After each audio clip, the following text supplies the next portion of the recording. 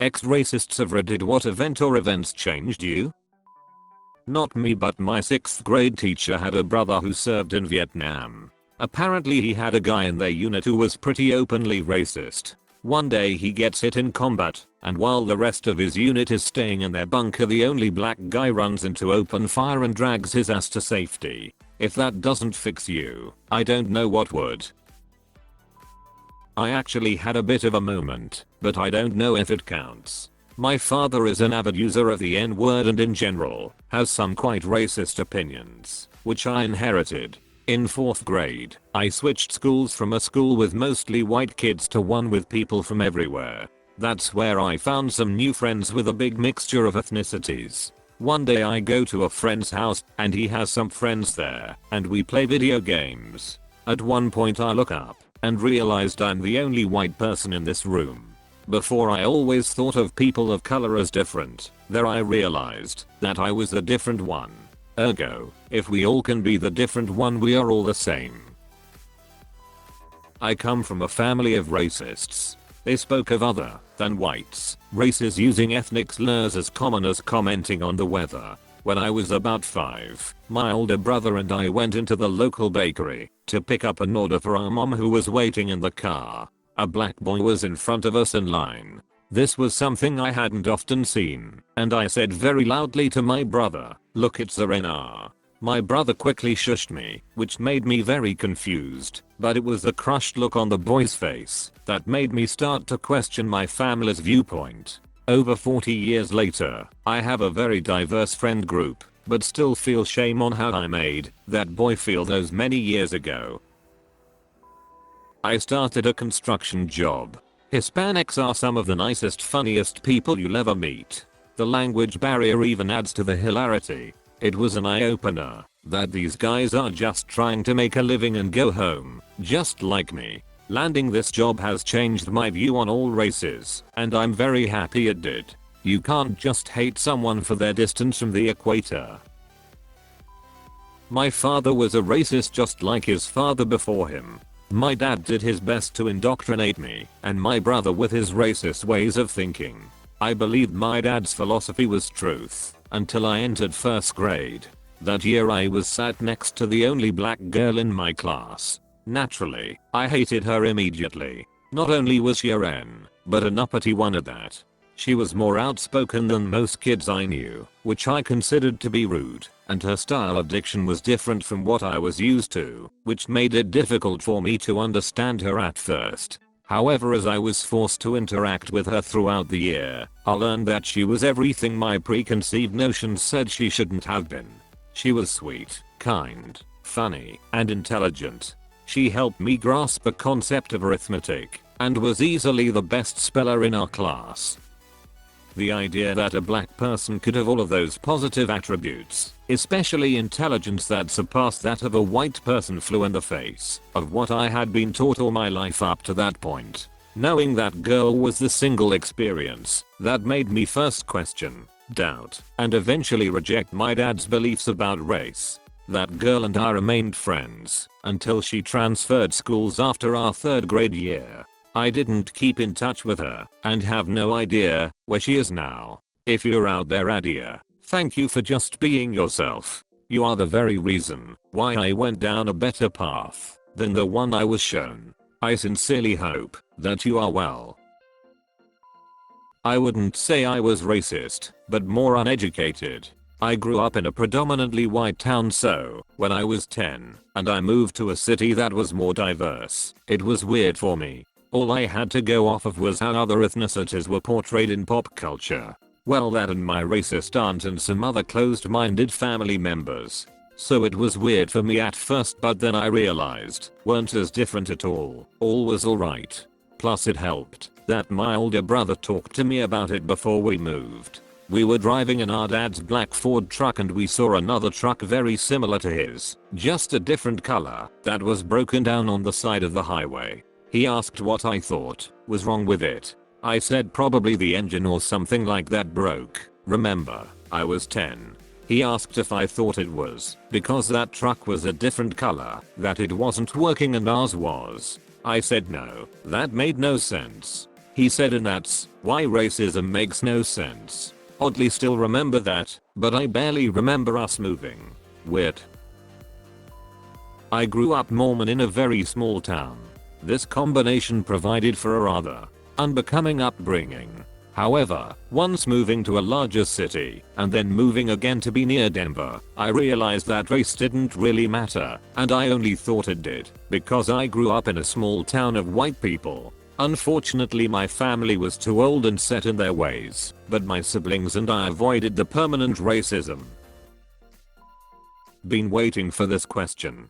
So I was born in Alabama, still here, and come from a deeply white Christian family. When I was younger, I was told to stay away from blacks, Mexicans, Jews, and Muslims. Funny enough, not only did I grow up learning to call blacks the N-word, but Mexicans, Jews, and Muslims were followed by the N-word. Yep, literally, Mexican N-word is what my dad taught us to call them. Well, anyways, my deep hate for non-white/non-Christians was deeply rooted thanks to my parents. Until in 2011, a tornado outbreak swept through the South. I did a lot of voluntary work, met some black people, but was still worried about being around them. Until about a week or two later, when our school reopened. We had a lot of new kids from various areas that were damaged, most of them black. So the next school year I get partnered up with this black girl in our history class, and I mostly focused on our project, but we ended up talking for a while. She ended up being my first girlfriend a few weeks later, and after I met her family and learned what they went through because of the 2011 outbreak, plus her parents were from Birmingham during the civil rights movements, I started to learn that love is more powerful than hate. That ability to make someone smile, there's nothing better than that. While me and her broke up later on, she had a massive impact on my life. I still live in Alabama, and I still hear racist remarks from my parents, and from strangers. They will pass away, and sure, they may have already left behind their mark of hatred, but hate can be erased with love. My father used to be quite racist. I don't blame him though. That's a behavior that was beaten into him by my grandfather. I once heard a story from one of my family members about how my grandfather beat him so badly he couldn't go to school for a week, just because he caught him walking home from school with a Chinese boy. This was just burned into him from a really young age, and it stuck for years, but ultimately what changed him was life experiences. He slowly got over it, by being forced to work closely with many people of many races. Eventually he was able to see that in the end we're all human, and no man is greater or less than another because of their origins or skin color. This coupled with counseling for his childhood traumas and that fact that my sister was with an African immigrant for 10 years and has now been with an Afghan for over a decade, he realized with all this that nothing was worth losing his daughter. For an old school hard ass like my dad, admitting that flaw and actively searching for help to better himself is a huge deal, and I have huge respect for him. Not often a racist piece of crap concedes the argument and admits they are wrong. Technically not racism, but when I was a young lad I detested homosexuals. I didn't understand it and thought it was disgusting until I met my GF's brother. He was openly gay, competed in drag queen contests, and was proud, in a redneck Oklahoma town, population 900. He was, and is, one of the nicest people I've ever met, and he totally reversed my opinion of the LGBTQ community. Moved away from home, got into the punk/skin scene here and just wanted to fit in. It took me years to realize the guys I looked up to were listening to tons of music from people they claimed to hate, and that they too just wanted to be a part of something. A short time after that I realized that for myself, it wasn't something I actually wanted to be a part of. I was hating something because I was either afraid of it or didn't understand it, and that made me feel weak. Also, at the time, the last thing I wanted to be was weak. Not very long after I kicked off cut ties I realized as well that the guys I thought were tough were actually kind of wimps. They would talk a big game behind closed door or in a crowd of like-minded people, but if they were alone on the street it was completely different. They wouldn't stand up for their beliefs, and I knew why. Because they knew those beliefs were wrong and screwed up, to be honest. Still took me another period of time to realize we are all humans going through our own stuff and life is too short to hate for zero reason. When it first started, I had moved from the suburbs to an inner city. Lots of misbehaving kids, and suddenly more POC than I had previously seen. My city is one of the most segregated in the US. I became infuriated at the overall misbehavior, noise and squabbles between other students. Somehow got it in my head that race was a factor. I was a skinny guy, and suddenly all these buff dudes started being friends with me in physical education. Became close friends with a POC that ended up being my best friend. Helped me to socialize. Also was there when other people picked fights and such with me. Always had my back. I have went from a frequent visitor on white supremacy websites to being apprehensive/combative toward white folks who use racist language in front of me. I fell down a rabbit hole, and I have no sympathy for my past self or others who fall down the same place. I used to be an Nazi. I fear for my life from the group I left. The criminal element are hypocrites as they are against drug use, but were manufacturing drugs, and I was addicted to that. I had to join the army to get clean and far away. It's like any other group. They used race as a uniting factor and brainwashed propaganda as a factor. The drugs kept me chained, and the racism was seen as a loyalty. That whole blood and honor garbage. What changed my heart can be had as a religious moment of clarity and the love I had for my little cousin of mixed race. I didn't want to be part of that, and I realize gangs of whites or blacks all operate on a similar BS principle. For anyone reading this, you can get out, and you can get away. Message me if you need support. Free yourself from these degenerates. I wasn't a self-proclaimed racist. I actually was very certain I wasn't racist at all. But then as I got older, I realized I had some underlying assumptions about people of color that weren't correct and were racist. What really changed my whole perspective was a video titled something like "Race Doesn't Exist," and I was like, well, that is dumb, but I clicked on it. Among other things, the video showed a photo of Barack Obama and some famous white person I didn't know. The narrator said racially, what is the difference between these two people? In my mind, I was like, well, one is black and one is white. The narrator said, both of these people have one black parent and one white parent.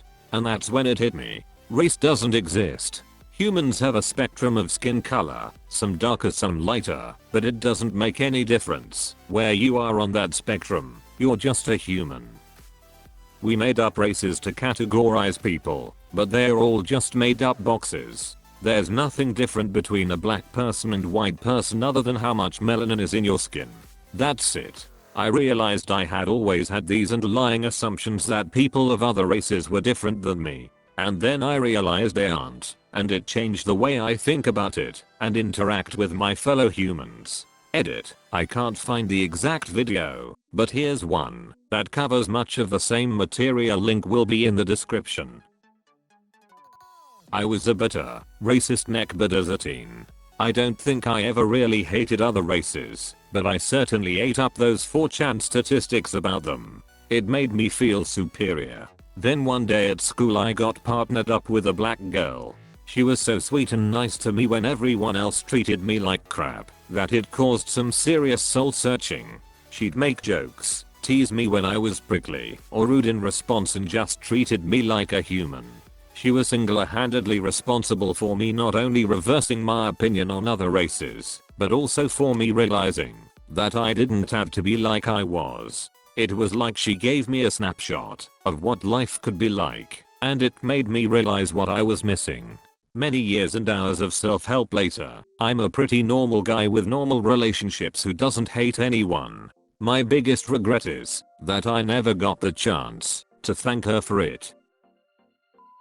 I grew up in a small white town in central Ohio. This place was incredibly homogeneous. All white, all Christian, and very few members of the LGBTQ+ community, at least those that were out of the closet. My friends and I made gay jokes, Jew and Muslim jokes, and all kinds of racially charged jokes. Then I got a job at a movie theater in a nearby city that was more diverse. And that changed everything. I worked with and interacted with people of all different races, religions, or lack thereof, and sexual orientations. One of the coolest people I worked with was Jewish and bisexual. On top of that, the customers changed me as well. I would have a black man come up and be talkative, cheerful, and considerate, and the next one would be a white man who was rude, dismissive, and aggressive. Or with an Asian man and an Indian woman. Or vice versa. That job taught me that your impressions of people, based on any of those factors I mentioned, can, and usually do, turn out to be complete and utter nonsense. It's not about the labels society puts on them, because at the end of the day the only thing that matters is if a person treats other people well. Thank you for watching Internet's Funniest. Please like, share, and subscribe. And I truly hope, if you are a racist, that this video has helped you come to the realization we are all human, we are all equal. All you need to do is take the time and understand each other. What you don't understand you fear.